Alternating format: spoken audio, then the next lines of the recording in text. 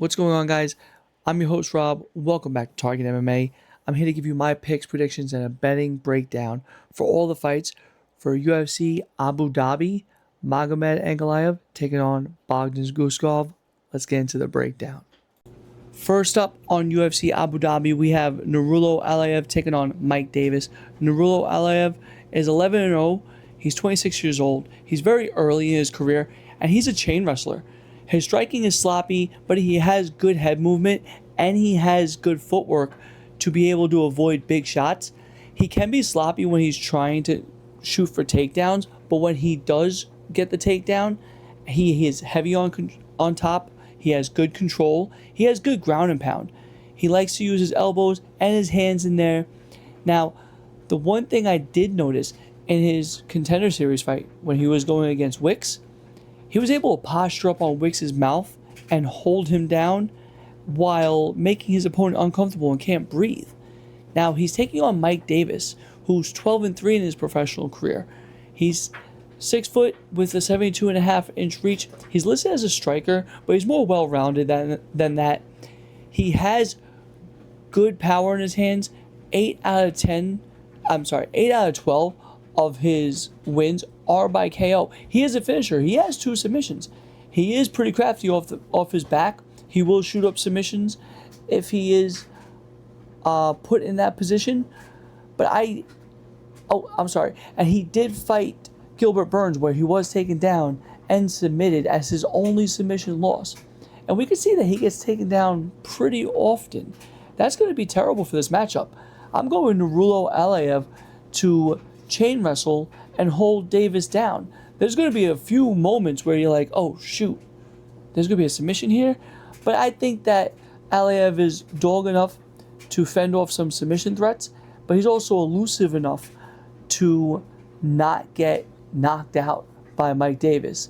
That would be an interesting one, but nonetheless, NURULLO Aliev 12-0.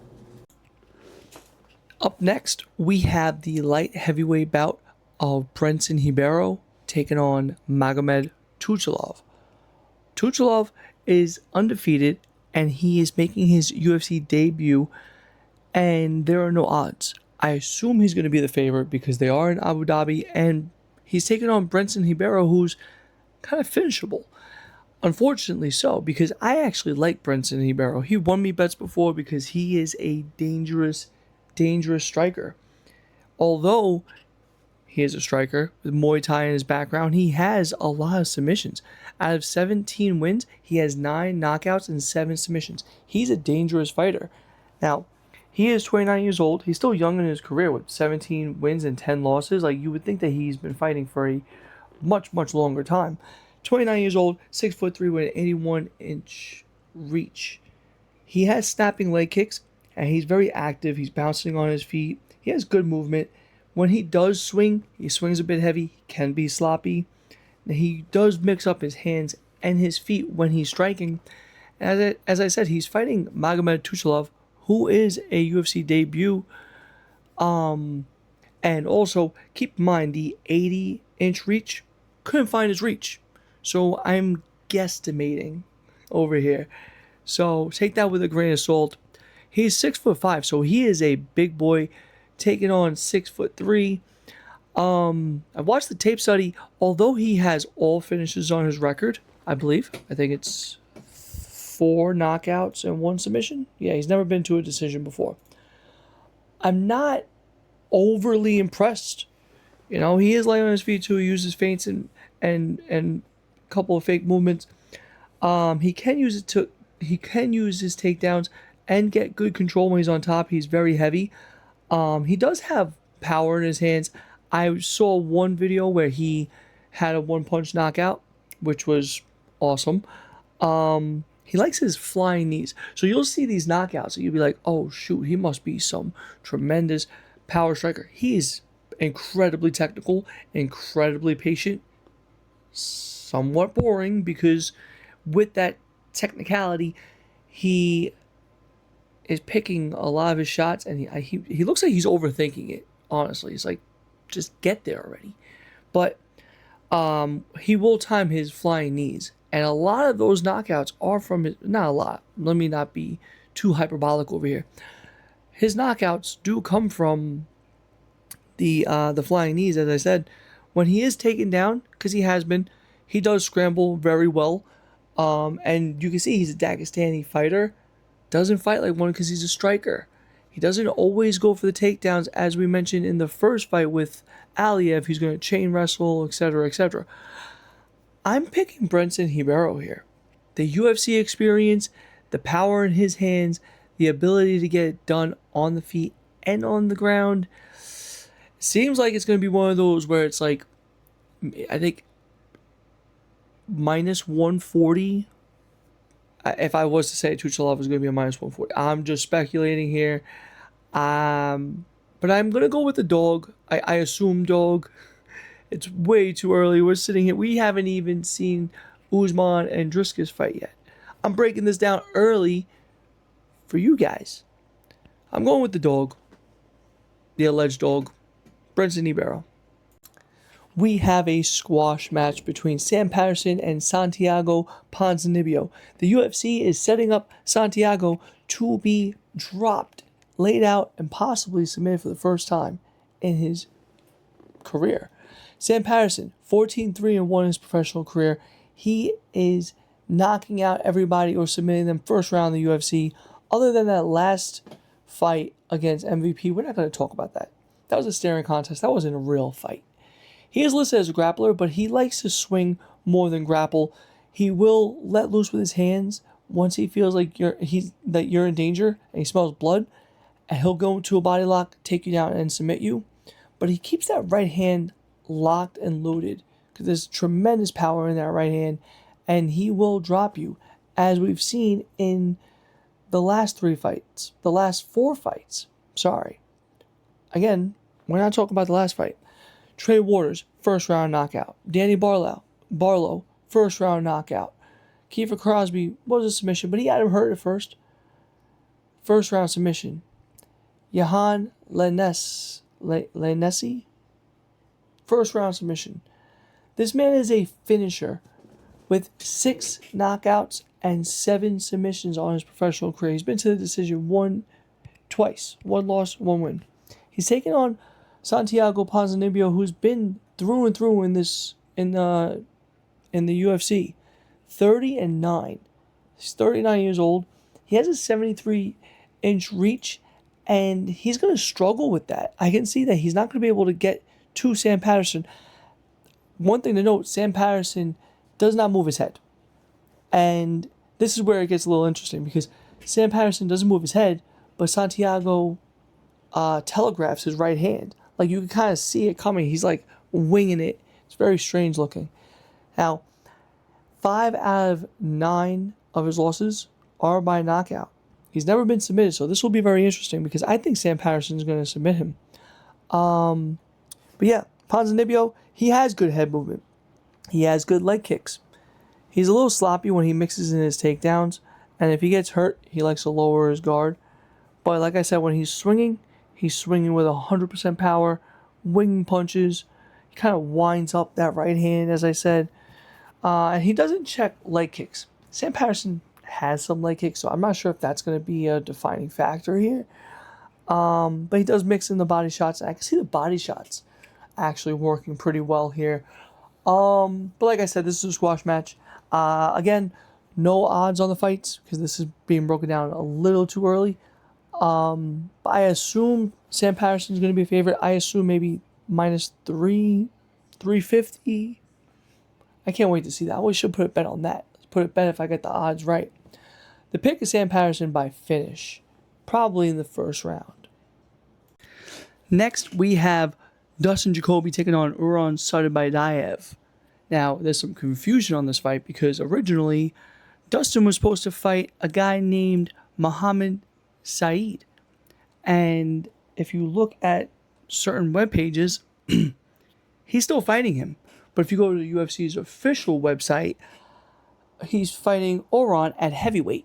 Now, that's going to make a world of a difference because URAN did fight short notice against Martin Buday and lost a decision there. He looked great first round. He landed the cleaner strikes, but then tried to grapple with Badaev, who was like 40 pounds heavier than him.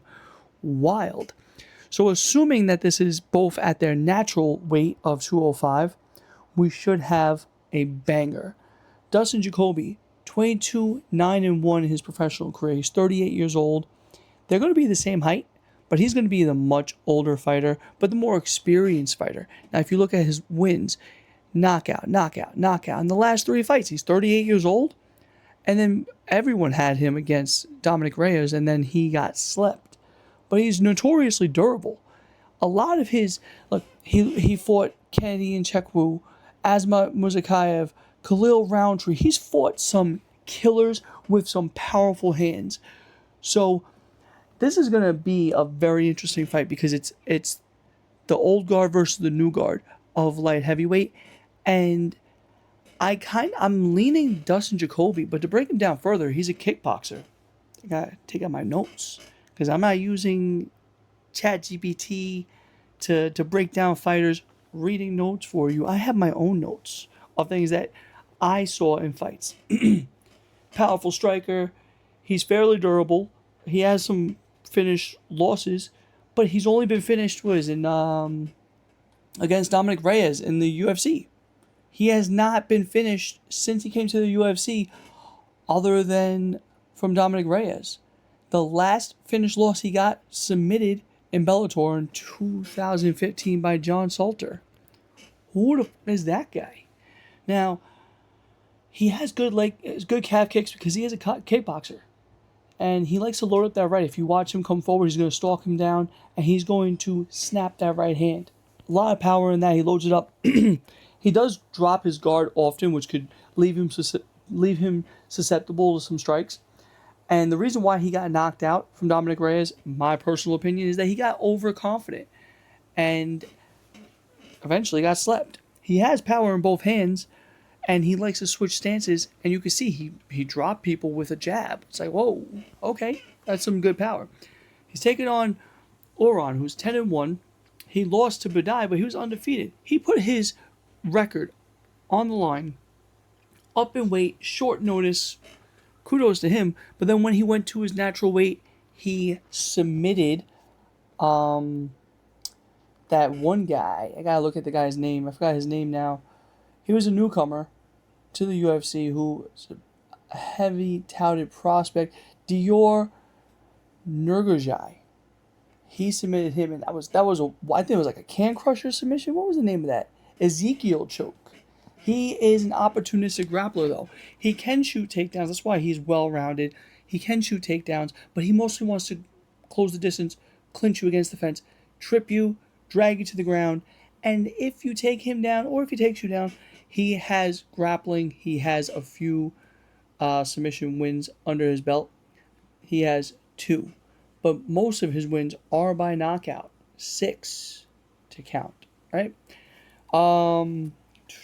He has decent power. He's pretty accurate. He likes to throw in combinations, a lot of 1-2s, but he doesn't check leg kicks, which I think that's going to be the difference maker in this fight because Dustin Jacoby is powerful and he snaps those leg kicks. So I think he's going to knock out URAN SATYBALDIEV here. I said that perfectly well. Yeah, so the pick is Dustin Jacoby to play spoiler in Abu Dhabi. We have a heavyweight bout between Walter Walker and Thomas Peterson. Side note, you like the new graphics? I've been working on them all week. I changed it up from the last slide because I didn't get to break down any fights yesterday. This is the odds that I'm blocking, right? Don't mean to. Move myself slightly. You know he's a dog. So this is my desk. Very nice. Got my coffee over here. It's actually over here. Regardless of that, Walter Walker, 15-1 in his professional career, 28 years old. He's 6'6" with a 78.5-inch reach. He's a submission heavy grappler. He has some power in his hands, but that hasn't been translated to the UFC. He tried to slug it out with Brzeski in his debut, and it went to a sloppy decision. He looked terrible. Everybody and their mother bet him. And we learned after that he is more of a dive at your legs, get a heel hook. And he's the minus 275 favorite, and I think he should be. He should be even bigger. He probably should be a minus 500. And then that submission is going to be minus 100. It's not going to be good odds. If you don't slam this now, it's going to go away with you. Because Thomas Peterson, he's 11-4. He's 31 years old. He's a part-time UFC fighter. I heard he's like a mechanic. He doesn't take his job very serious with the UFC. You could tell by his physique. He's going to be at a disadvantage with reach. He's going to be at a disadvantage with height. He's listed as a boxer, but he primarily likes to wrestle. And he's going to be outmatched and outgunned here. Plus 230 dog. It should be astronomically high. The pick is Walter Walker, if you haven't guessed. And he is going to be minus 500 by the end of the week. This is Saturday as I'm recording this to get the last main card in before tonight. And yeah, pick is Walter Walker pretty confidently. This is our main card opener. ISMAEL BONFIM taking on AXEL SOLA. And if you know anything about the BONFIM brothers, people say he is the less of the two. He has a 20-6 record. He's 30 years old. He's a boxer. He's going to be the underdog here. And he doesn't have like your traditional 1-2 boxing, which you would expect from someone listed as a boxer. He likes to kind of slap his punches. Very wide, very aggressive, a lot of power behind them. He will swing in combination with them. He doesn't have the greatest kicking defense. If you saw him against, I think it was Benoit Saint Denis. I have to look back. Let me scroll back real quick to see who he fought against Benoit Saint Denis. The leg kicks were a huge factor early. Snapping leg kicks at him. And he was just eating them. It didn't look great. And then Benoit struggled with some takedowns and eventually got it, taking him down. And he didn't really fight. He fought the hands a little bit, but I feel like he gave up. You know, you see him fighting the hands, and then just stop. That was very strange. And then he was inevitably submitted. He has some strong leg kicks on his own, but I'm not too fond of his striking defense as a boxer because he's taking on AXEL SOLA, who's a counterpuncher. He's very technical. He keeps his head pretty up on the straight line. Like he doesn't move his head too much because he expects his reach and his length to be a determining factor here. So he never against most people, because he is pretty tall for this division. He's 6 foot in the lightweight division. It's insane how he makes weight, but he doesn't move his head. He has good footwork and he is very powerful. Now, between the reach and the height, you would think with his karate style, he's going to stay on the outside, do the counter punching kind of thing. And the leg kicks. He likes to snap his leg kicks, go for the body, go for the head, couple of question mark kicks, couple of low kicks. He does mix in his grappling, and that could be a factor here because it seems like the kryptonite matchup. The leg kicks that hurt BONFIM, the takedown that hurt BONFIM against Benoit. In other fights, if you want to kick BONFIM, you're going to kick him. He doesn't do any type of defense for it. He just kind of absorbs it. So, nonetheless, AXEL SOLA is going to be the pick here. Minus 210 favorite. I like it. It's good money odds, and I'm not very high on BONFIM. I think this is going to be a very competitive decision. So AXEL SOLA on the judges' scorecards is going to be my pick. Next up, we have RZEPECKI KUNIEV taking on TYRELL Fortune. I kind of feel bad for RZEPECKI. All he's fighting are wrestlers. Excuse me. Now, look at his Dana White's Contender Series.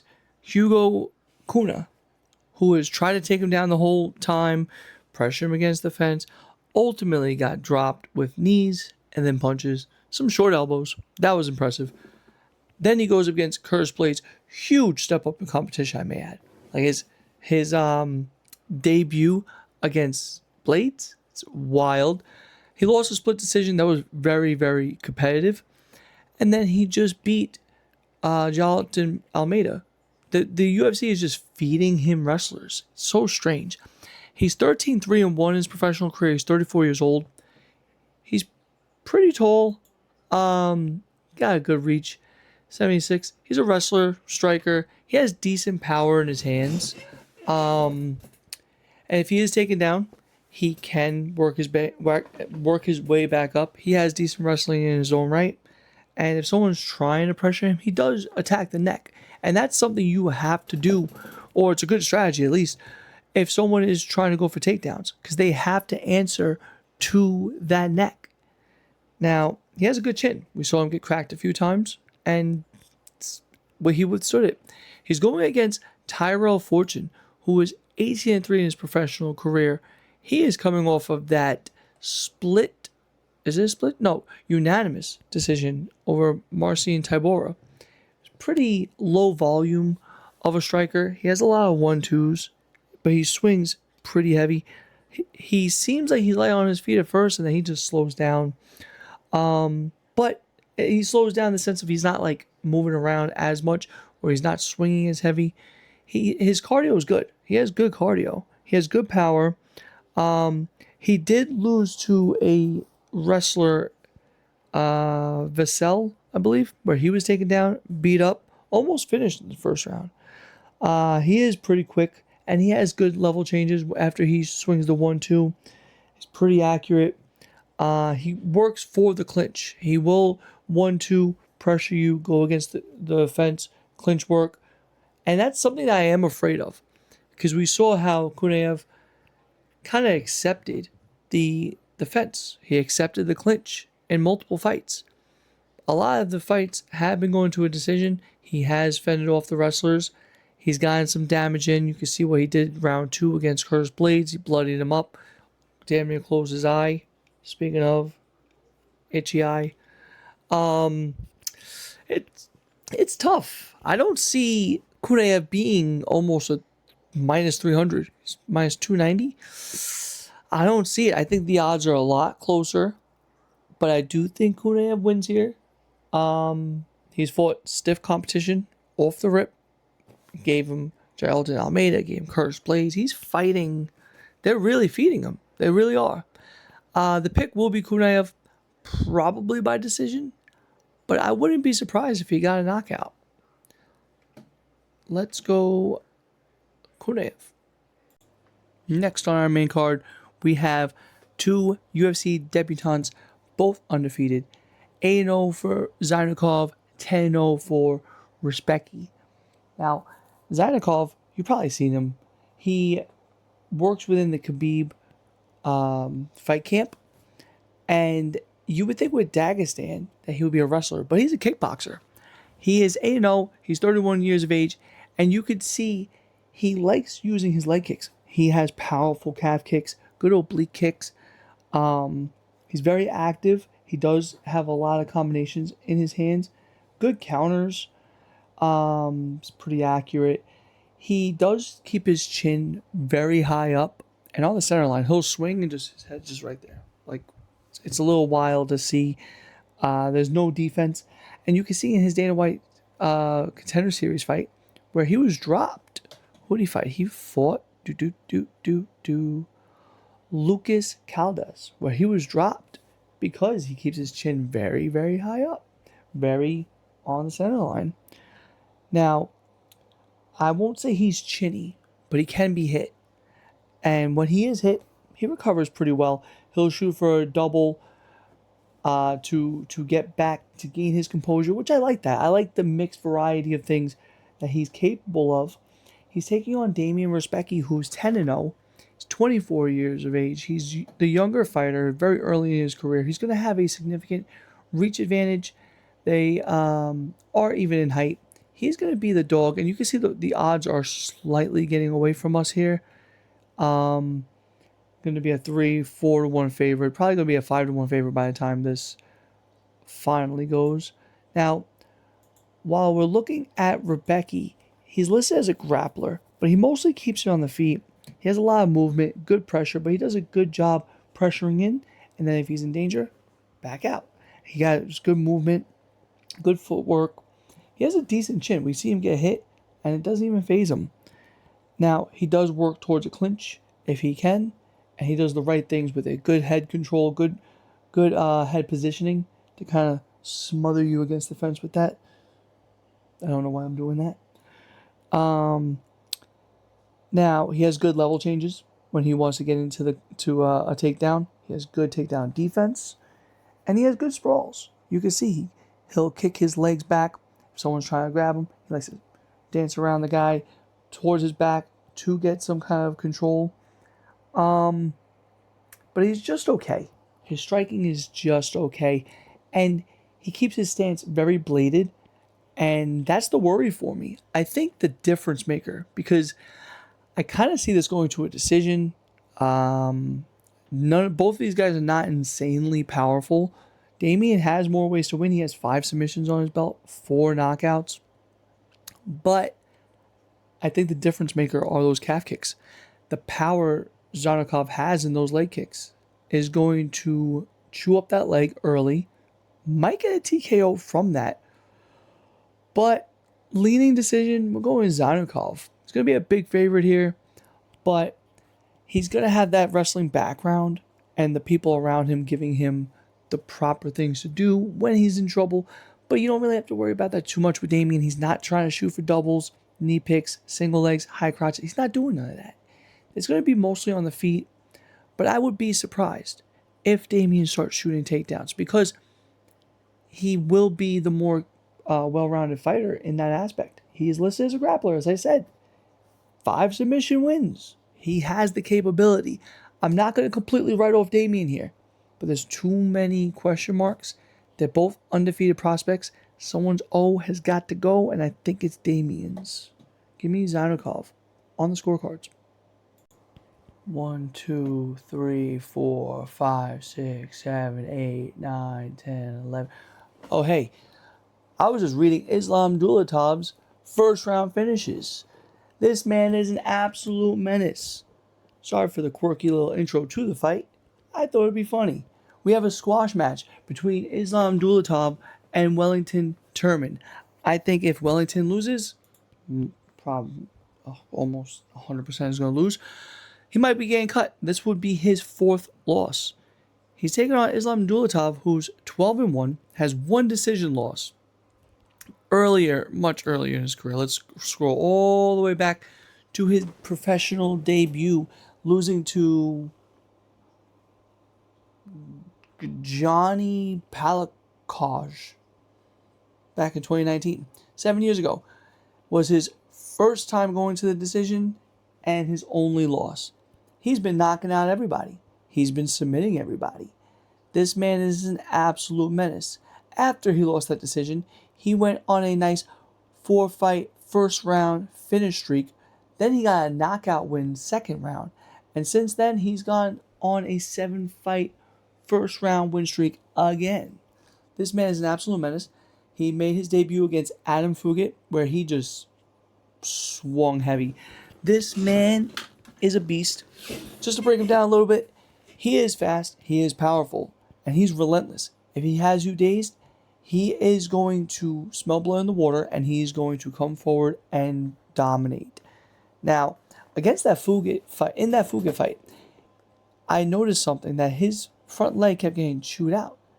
There were moments where he was like slipping or he was pushed away, and like, wow, some leg kicks. If he fought a kickboxer with snappy leg kicks, that might give him some trouble. Now, he has good takedown defense. He does the right thing when he's being smothered against the fence, and he's able to get them off of him. This, again, should be an easy matchup. He's going against Wellington Turman. Wellington Turman is 18-8 in his professional career. He's coming off of that submission loss round 2 to Jared Gooden, where he was wobbled and then eventually taken down and then submitted. Now, he's okay. He has 8 submissions. He is listed as a grappler, and he has been submitted 1 time, which is his last, and he's been knocked out twice in the UFC. In the UFC. Andrew Sanchez and Bruno Silva knocked him out. Randy Brown didn't. Surprisingly, that went to a decision. But he does keep his head very, very still. He stands straight up. He has quick hands and decent level changes. He is incredibly physical, so when he does clinch with you, he's able to use that physicality, pick you up, dump you, use a nice high crotch takedown.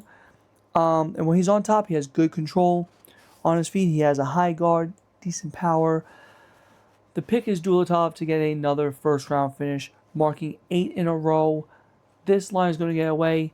I don't see putting him on a money line, maybe parlay piece, but minus 800 is insane. He's definitely going to win. In the first round, I would be surprised if there is a 1.5 line. I'm definitely slamming the under. If it's an over half a round, I'm slapping the over, because I think Wellington is durable enough to survive 2 minutes. So, Islam Dulatov by finish in the first. Easy pickings. Our co-main event of the evening, we have Steve Erceg versus Ramazan Temirov. Ramazan Temirov, 19-3 in his professional career. He is 30 years old. He's a striker.